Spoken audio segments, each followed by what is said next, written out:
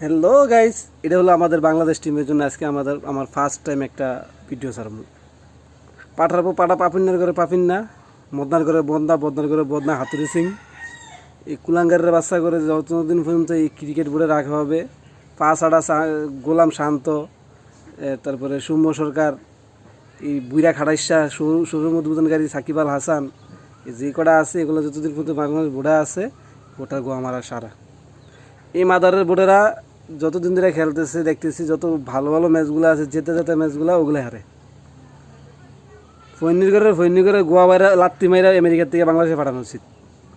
গোয়া মাইরা লাত্তি দেয়। এরপরে আসলে বাংলাদেশের সকল জনগণকে আমি আমি আমার পক্ষ থেকে আমন্ত্রণ জানাই যে তারা কিছু বদনা আর জুতা, সিরা জুতা যেগুলো ডাস্টবিনে পড়ে থাকে, ডেনির ভিতরে পড়ে থাকে, এগুলো নিয়ে তাদেরকে গিফট করা উচিত। ফকিরনির বাচ্চারা খেলতে গেছে, এত সুন্দর সুন্দর ইজি ম্যাচগুলো, জিতা জিতা ম্যাচগুলো হাইরা আমাদেরকে বরাবরই নিরাশ করছে। এখন পর্যন্ত আমার দেখা যতগুলো খেলা দেখছি আমি, ম্যাক্সিমাম ম্যাচগুলো বাংলাদেশ জিতা ম্যাচ ছিল, হারছে ম্যাক্সিমাম ম্যাচগুলো।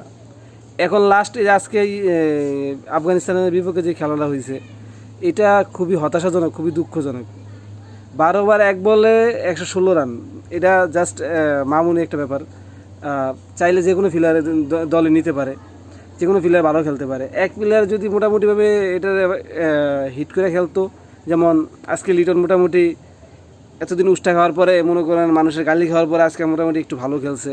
এই খেলাটা যদি ও একটু শর্ট বলের ভিতরে বেশি রান করে খেলতে পারতো, শান্ত খেলতে পারতো, কিংবা আমাদের ওপেনিং জুটি যারা করছে 1 ডাউন, তারপরে 3 নাম্বার 4 নাম্বার পজিশনে যারা খেলছে, 5 নাম্বার 6 নাম্বার পজিশনে, তারা যদি এগুলো যদি একটু পাওয়ার হিটিং ব্যাট করতে পারতো, তাহলে আমাদের এই ম্যাচটা কখনই হারা লাগতো না।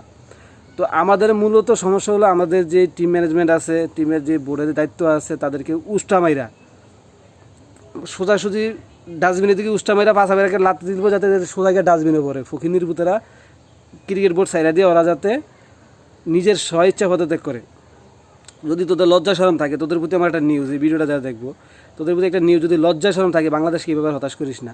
তোরা নিজেরা থেকে মানে নিজেদের স্বইচ্ছা সদ্জ্ঞানে পদত্যাগ কর, তাহলে এই বাংলাদেশ ক্রিকেট বোর্ডটা অবশ্যই বাঁচবো। আর না হয় এই বাংলাদেশ ক্রিকেট বোর্ড অতীতে যেরকম ধ্বংস করে, মানে একেবারেই শেষ পর্যায়ে যখন চলে আসছে, এখন এটাকে বাঁচাইতে হলে এখন নতুন নতুন লোক দরকার।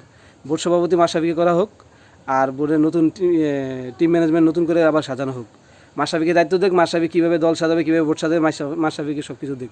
তাহলেই বাংলাদেশ ক্রিকেট বোর্ড বাঁচবে, বাংলাদেশ ক্রিকেট বাঁচবে, বাংলাদেশ ক্রিকেট প্রেমীদের মনে ভালোবাসা আসবে, শান্তি আসবে। আর না হয় তোদের জন্য লজ্জা এবং আফসোস ছাড়া, হতাশাজনক বাক্য ছাড়া আমাদের মুখ দিয়ে কখনো কিছু বের হবে না। আমি কখনোই ভিডিও বানাই না, আজকে ফার্স্ট টাইম খুব দুঃখ নিয়ে বানাইলাম। কারণ 12 ওভার 1 বলে 116 রান নিতে পারে না, এর চাইতে থার্ড ক্লাস দল পৃথিবীতে আমার মনে হয় না আর কোনো ক্রিকেট দল আছে। সো তোরা নিজেদের স্বেচ্ছা পদত্যাগ কর। তোদেরকে আমার পক্ষ থেকে, সাধারণ একজন ক্রিকেট প্রেমী হিসাবে আমি আমার পক্ষ থেকে আহ্বান জানাইতেছি। আল্লাহ হাফেজ, তোরা ভালো থাক, সবাই ভালো থাকুক।